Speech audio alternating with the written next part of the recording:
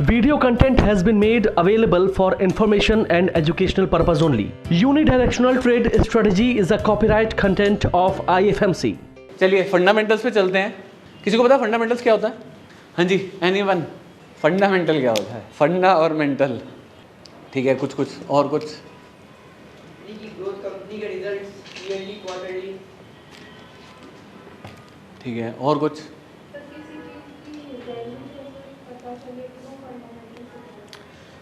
Fundamental एक ऐसा process है जो लॉन्ग टर्म की वेल्थ क्रिएशन के लिए एक प्रोसेस बनाया गया है। बहुत सारे लोग इसको ट्रेडिंग से मिक्स कर देते हैं, बट फंडामेंटल क्या है? It is a long term process जो मुझे अपनी वेल्थ बनाने के लिए बनाना है। ऐसे शेयर्स ढूंढने हैं जो मार्केट में अच्छे हैं। ढूंढने के बहुत सारे क्राइटेरिया हो सकते हैं। मेरी डॉटर है, तो मैंने उसको बोला अभी रिसेंटली कि जो कंपनीज हैं जिन के प्रोडक्ट तू यूज़ करती है उनके शेयर तू एक शेयर हर महीने खरीदेगी। ये क्या है? ये एक प्रोसेस है जिसके थ्रू मैं क्या बनाना चाहता हूँ? उसकी लॉन्ग टर्म की वेल्थ बनाना चाहता हूँ। भाई आज तूने मैगी खाई तो मैगी का कंपनी कौन सी है? जब तक तू इस प्रोडक्ट को यूज़ कर रही है तब तक वो शेयर तेरे पोर्टफोलियो में होना चाहिए। यानी एक शेयर तू नेस्ले का खरीदेगी। अगली बार तूने कोई प्रोडक्ट यूज़ करा, उससे क्या होगा? बच्चे की नॉलेज भी बढ़ेगी और धीरे धीरे एक इन्वेस्टमेंट का पोर्टफोलियो भी बनेगा। चाहे बाजार नीचे हो चाहे ऊपर हो, मुझे उससे मतलब नहीं है। तो fundamental is long term process of creating wealth, जिसके अंदर हम ऐसी कंपनीज लेना चाहते हैं जो अगले 10 साल तक सर्वाइव करेंगी। कभी भी जब शेयर लेना है तो यहाँ तक नहीं लेना है, धीरे धीरे लेना है और लॉन्ग टर्म के विजन से लेना है। और ये सोच के लेना है कि ये शेयर मैं नहीं बेचूंगा, बच्चे बेचेंगे तो वो शेयर रह पाएंगे, नहीं तो इस बाज़ार में 50% की करेक्शन नॉर्मल आएगी और मैं लॉन्ग टर्म की चीज़ बेच दूंगा। मैं मानता हूँ 10 साल बाद इनमें से कुछ कंपनियाँ ख़त्म हो जाएंगी, बट अगर एक शेयर भी ऐसा रह गया जो मारुति जैसा बन गया तो वो मेरे वो अकेले एक शेयर जो है सारे नुकसान पूरे कर देगा। मारुति का IPO आया था मेरे ख्याल से 2004 में। कोई गेस करेगा क्या रेट पे आया था? Any guess? आज क्या रेट है? आज का रेट 11,000। 125 रुपये में IPO आया था। तब मारुति की सिर्फ एक गाड़ी आती थी 800, आज बहुत सारी आती हैं। तो तब से लेके आज तक जिसने रखा होगा उसने वेल्थ बनाई होगी। कैपिटल अलग चाहिए इन्वेस्टमेंट की, ट्रेडिंग अकाउंट अलग चाहिए इन्वेस्टमेंट का। नहीं तो क्या होगा? आज ट्रेडिंग में नुकसान हो गया तो एक काम कर यार, ये इस शेयर में पैसे आ रहे हैं, ये बेच दे। क्यों भाई, ये क्यों बेच दे? शॉर्ट टर्म का नुकसान ही लॉन्ग टर्म का प्रॉफिट क्यों भरेगा? इसीलिए सर ने बोला था अकाउंट अलग रखने जरूरी हैं। नहीं तो किसी भी दिन इंट्राडे ऑप्शन में नुकसान हुआ तो उस चक्कर में क्या होगा? वो जो लॉन्ग टर्म की वेल्थ वाली चीज़ थी, जो पता था भाई अच्छी कंपनी है, वो बेच देंगे। तो फंडामेंटल को अंदर बहुत ज़्यादा स्टडी चाहिए, बहुत ज़्यादा होमवर्क चाहिए, तब जाके हम कोई फंडामेंटल अच्छी कंपनी निकाल सकते हैं। फंडामेंटल में कंपनी की बैलेंस शीट भी पढ़नी पड़ती है, उसकी एनुअल रिपोर्ट्स को भी पढ़ना पड़ता है, उसकी रेशियोज़ को भी देखना पड़ता है, बैलेंस शीट भी समझनी पड़ती है, क्वार्टरली रिजल्ट्स भी देखने पड़ते हैं, एंड तब जाके हम कोई फंडामेंटल करते हैं। तब जाके कोई कन्विक्शन आता है कि हाँ यार इस कंपनी के अंदर पैसे लगाओ। ज़्यादातर जो वेल्थ बनाई है वो ट्रेडर ने नहीं बनाई है, ऐसे लोगों ने ही बनाई है जिन्होंने इन्वेस्ट करा है और बैठे रहे हैं। More money is made waiting then actually trading. Trader ने तो 4 दिन कमाए, 5वें दिन दे दिए। इन्वेस्टर ने लिया, बैठे रहे और वेल्थ बनाई। तो इसके ऊपर IFMC ने एक काम करा है एंड एक हमने स्क्रीनर बनाया है, काइंड ऑफ स्क्रीनर, जो कि आपकी हेल्प कर सकता है चीज़ों को ढूंढने में। बट अभी इसको एज इट इज़ यूज़ ना करें, इसको बाय एंड सेल सिग्नल्स मत समझिए, इसको एक लर्निंग टूल समझ के ही हमें काम करना है। तो अब देखते हैं क्या हमने बनाया। कोई भी सेक्टर जो किसी को अच्छा लगता हो, जो लगता है लॉन्ग टर्म में ग्रो करेगा। हाँ जी, power sector, companies, any company, power की? टाटा पावर, और कोई? अडानी पावर। और कोई? पावर फाइनेंस और टोरेंट पावर। अब ये कैसे बताओगे जी अच्छी कौन सी? टाटा। मन करा इसलिए टाटा। तो मैं यहाँ पे जाता हूँ सेक्टर्स में, एंड यहाँ पे मेरे पास अलग अलग सेक्टर आ रहे हैं, जैसे कि ऑटो आ रहा है, आईटी आ रहा है, एफएमसीजी आ रहा है, फर्टिलाइज़र आ रहा है, यहाँ पर आ रहा है पावर एंड सप्लाई। हम जो कंपनीज़ हैं उनको 3 पार्ट्स में डिवाइड कर सकते हैं। ऐसी कंपनीज जो लार्ज कैप की हैं, ऐसी कंपनीज जो मिड कैप की हैं, ऐसी कंपनीज जो स्मॉल कैप की हैं। लार्ज कैप अलग सेट ऑफ कंपनीज जिनकी मार्केट कैप 20,000 करोड़ से ऊपर की है। मिड कैप छोटी कंपनीज, मिडल साइज़ की। लार्ज कैप की कंपनी साल में 20-25% की रिटर्न देती हैं। मिड कैप की कंपनीज साल में डबल की रिटर्न देती हैं। स्मॉल कैप कंपनीज साल में 3 गुना 4 गुना भी हो जाती हैं। अब मैं पहले तो ये फिल्टर करता हूँ कि लार्ज कैप में कितनी कंपनीज हैं। लार्ज कैप में हमारे पास 12 कंपनीज हैं।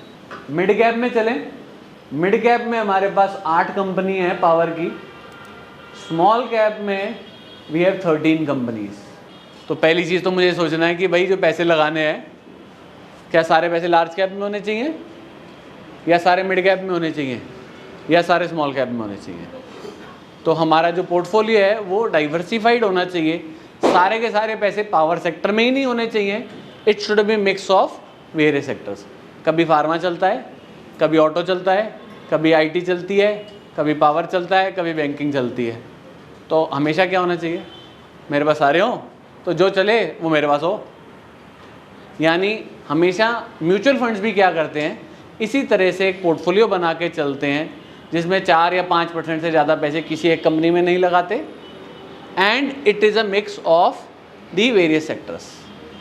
जो जने रिस्क नहीं लेना चाहते, स्टॉक्स को मॉनिटर नहीं कर सकते, उनको बेटर ये है कि म्यूचुअल फंड के थ्रू ही इन्वेस्ट करना चाहिए, क्योंकि वहाँ पे आपके 1000 रुपये भी क्या हैं 50 स्टॉक्स के अंदर इन्वेस्ट हो जाते हैं।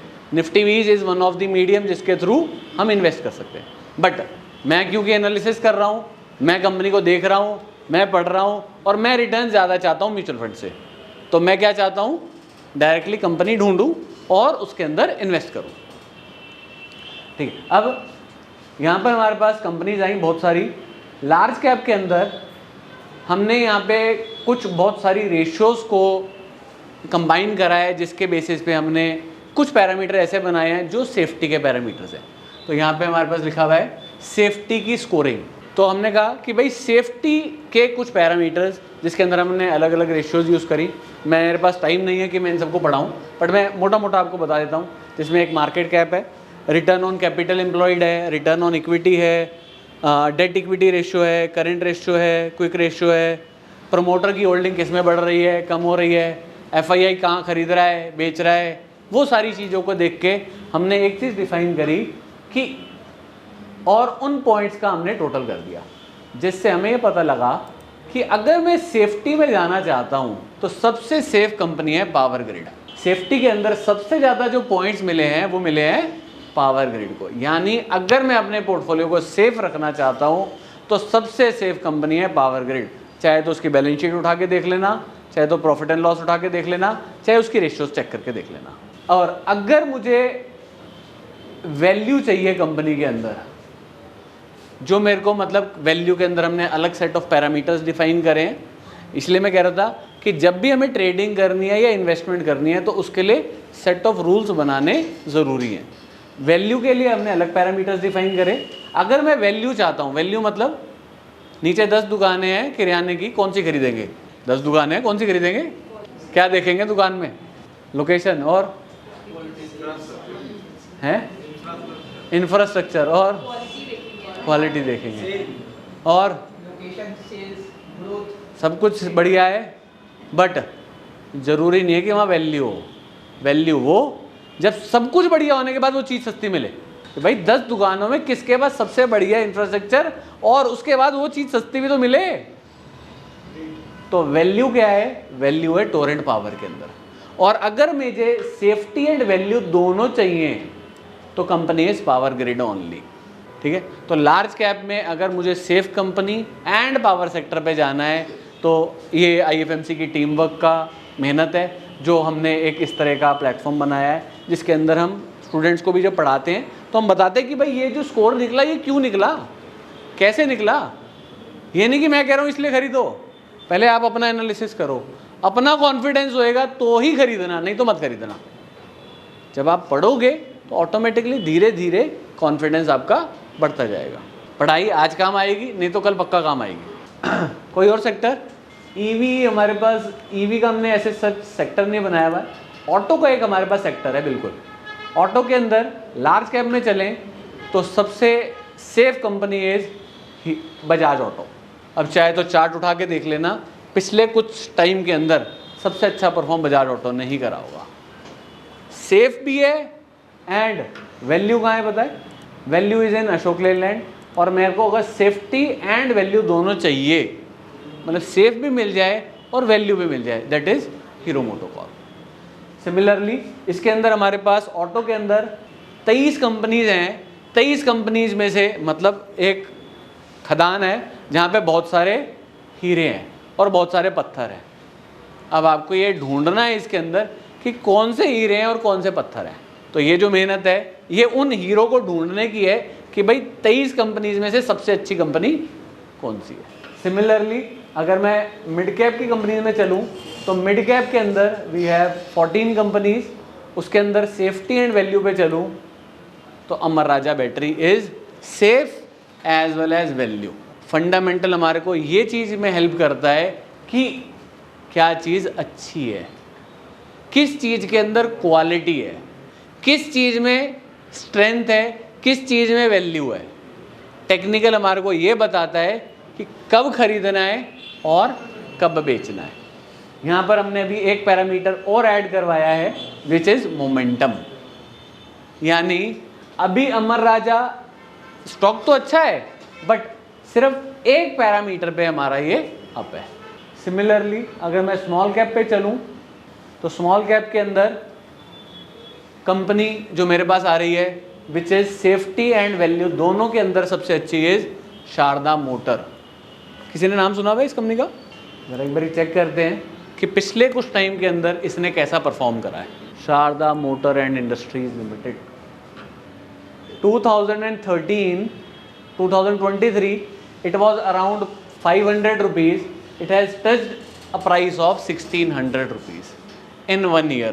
मैंने बोला था small cap are the companies जो साल में 3 गुना हो जाती हैं, बट 23 कंपनियों में से एक कंपनी को ढूंढना इज़ अगेन अ टास्क। तो जिसके ऊपर हमने मेहनत करी है and this is the result जो आपके सामने है। ठीक है, और कोई क्वेश्चन किसी का? तो जस्ट मेरे को एक फंडामेंटल्स के बारे में आपको बताना था। आई हैव ब्रीफ्ड यू कि भाई किस तरह से कंपनी को ढूंढा जा सकता है। इसके पीछे बहुत सारी ratios and various indicators, various tools, वो सारे इसके ऊपर लगे हुए हैं। और कोई क्वेश्चन किसी का? तो आई होप आप सबको सेशन अच्छा लगा होगा, कुछ सीखने को तो मिला ही होगा।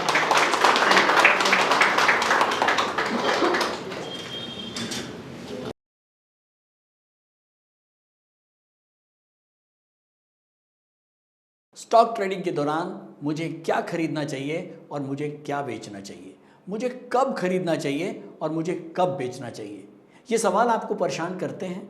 तो चलिए सिंप्लीफाई करते हैं स्टॉक ट्रेडिंग को और निकालना सीखते हैं वो एक्यूरेट पॉइंट्स जहां हमें स्टॉक को बाय या सेल करना है। मेरे यानी मनीष तनेजा के साथ IFMC की यूनिटीएस स्ट्रैटेजीज से। यूनिटीएस यानी यूनिडायरेक्शनल ट्रेड स्ट्रैटेजीज जो है हर स्टॉक ट्रेडर की पहली पसंद, जो बनाती है स्टॉक ट्रेडिंग को सिंपल, एक्यूरेट और स्ट्रेस फ्री।